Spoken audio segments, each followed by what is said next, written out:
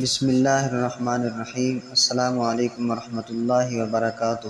محترم ناظرین، قربانی کا موسم آتے ہی بازاروں میں جانوروں کی بہار آ جاتی ہے، لیکن کیا آپ جانتے ہیں کہ صرف خوبصورتی یا وزن دیکھ کر جانور خرید لینا کافی نہیں؟ اگر جانور میں ایک مخصوص عیب چھپا ہوا ہو تو آپ کی قربانی بھی قبول نہیں ہوگی۔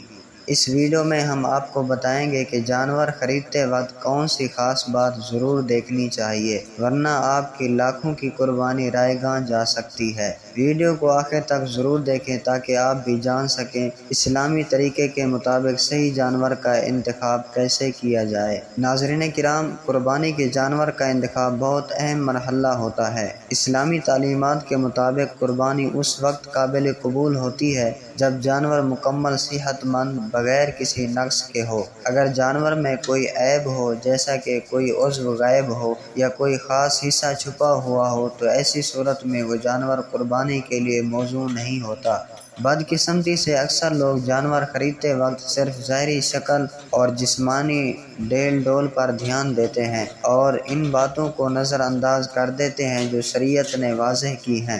بعض اوقات ایسا بھی ہوتا ہے کہ جانور کا کوئی اہم عضو جیسا کہ کان، آنکھ، دم یا سینگ مکمل نہیں ہوتے یا غائب ہوتے ہیں۔ کچھ جانوروں کے پاؤں میں بھی نقص ہوتا ہے جو واضح نظر نہیں آتا، اور بیوپاری جان بوجھ کر ایسے جانور کی کمزوری کو چھپانے کی کوشش کرتے ہیں۔ جب یہ جانور قربانی کے لیے ذبح کیا جاتا ہے تو بعد میں احساس ہوتا ہے کہ جانور شرعی معیار پر پورا نہیں اترتا تھا۔ قربانی کی شرائط میں سے ایک شرط یہ بھی ہے کہ جانور کا ہر اہم عضو مکمل ہو اور کام کر رہا ہو۔ اگر جانور کی بینائی مکمل نہ ہو یا وہ لنگڑا ہو کہ وہ خود چل نہ سکے تو اس کی قربانی جائز نہیں۔ اسی طرح اگر جانور اتنا کمزور ہو کہ ہڈیوں کے سوا کچھ نظر نہ آئے تو اس کی قربانی بھی قبول نہیں ہوتی۔ اس لیے ضروری ہے کہ جانور خریدتے وقت مکمل تسلی کی جائے کہ وہ ظاہری طور پر صحت مند ہو، جسمانی اعضاء مکمل ہوں اور کسی قسم کی معذوری یا مرض میں مبتلا نہ ہو۔ بعض لوگ بازار جا کر صرف یہ دیکھتے ہیں کہ جانور خوبصورت ہو،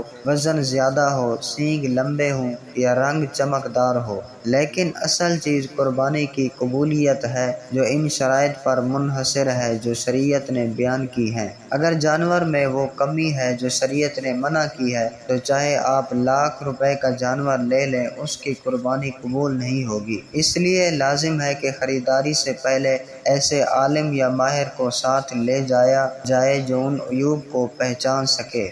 بیوپاری اکثر عیب چھپانے کی کوشش کرتے ہیں اور خریدار اگر ناتجربہ کار ہو تو دھوکہ کھا سکتا ہے۔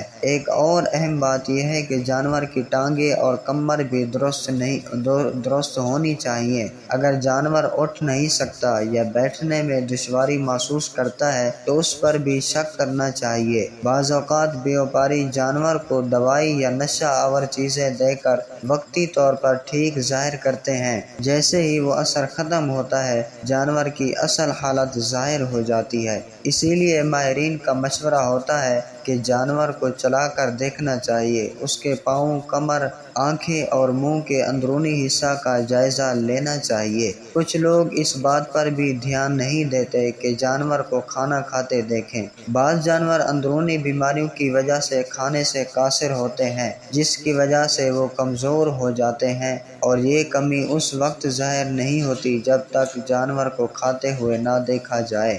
اس کے علاوہ جانور کی سانس، ناک اور منہ سے نکلنے والا مادہ بھی بیماری کی نشانی ہو سکتی ہے۔ اگر جانور کی سانس پھولی ہوئی ہو یا ناک سے رطوبت نکل رہی ہو تو یہ بیماری کی علامات ہیں۔ ایسے جانور کی قربانی شرعی طور پر مشکوک ہو سکتی ہے۔ اسلامی تعلیمات میں واضح طور پر بیان کیا گیا ہے کہ عیب دار جانور کی قربانی جائز نہیں۔ نبی کریم صلی اللہ علیہ وآلہ وسلم نے 4 قسم کے جانور کی قربانی سے منع فرمایا ہے۔ ایک وہ جانور جس کی آنکھ واضح طور پر خراب ہو، دوسرا وہ جو سخت بیمار ہو، تیسرا وہ جو لنگڑا ہو اور واضح طور پر چلنے سے قاصر ہو، اور چوتھا وہ جو اتنا کمزور ہو کہ ہڈیوں کے سوا کچھ نہ ہو۔ ان 4 باتوں کا خیال رکھنا ہر مسلمان پر فرض ہے جو قربانی کا ارادہ رکھتا ہے۔ ناظرین کرام، یہ بھی دیکھا گیا ہے کہ بعض لوگ صرف سستی کی وجہ سے جانور کی مکمل جانچ نہیں کر پاتے۔ انہیں صرف قیمت مناسب لگتی ہے تو وہ فوراً خرید لیتے ہیں، لیکن دین ہمیں سکھاتا ہے کہ ہر عبادت میں اخلاص اور مکمل شرعی تقاضے پورے کرنا ضروری ہیں۔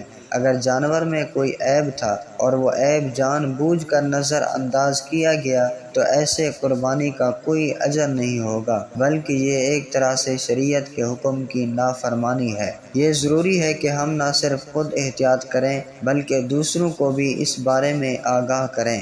اکثر لوگ سادگی میں یا لا علمی کی بنیاد پر غلطی کر بیٹھتے ہیں۔ اگر ہم اپنے آس پاس کے لوگوں کو ان باتوں کا علم دیں تو وہ بھی بہتر جانور خرید سکیں گے اور ان کی قربانی بھی قابل قبول ہوگی۔ ہمارے معاشرے میں یہ عمومی رویہ بن چکا ہے کہ جانور کا ظاہری حسن ہی سب کچھ سمجھا جاتا ہے، جبکہ قربانی کا مقصد تقویٰ اور شریعت کی پیروی ہے۔ لہٰذا جب بھی آپ قربانی کے لیے جانور خریدنے جائیں تو اس بات کو یقینی بنائیں کہ جانور میں کوئی ایسا عیب نہ ہو جو قربانی کو ناقابل قبول بنا دے۔ اسے اچھی طرح دیکھیں، ہاتھ لگا کر پرکھیں، چلتا ہوا دیکھیں، کھاتا پیتا دیکھیں، اور اگر ممکن ہو تو کسی تجربہ کار شخص کو ساتھ لے جائیں۔ قربانی صرف رسم یا روایت نہیں بلکہ اللہ کا حکم ہے اور اس میں کوتاہی کی کوئی گنجائش نہیں۔ اگر آپ چاہتے ہیں کہ آپ کی قربانی اللہ کے ہاں قبول ہو تو اس کی تیاری بھی اتنا ہی ذمہ داری سے کریں جیسے ہم دوسرے اہم کاموں کی کرتے ہیں۔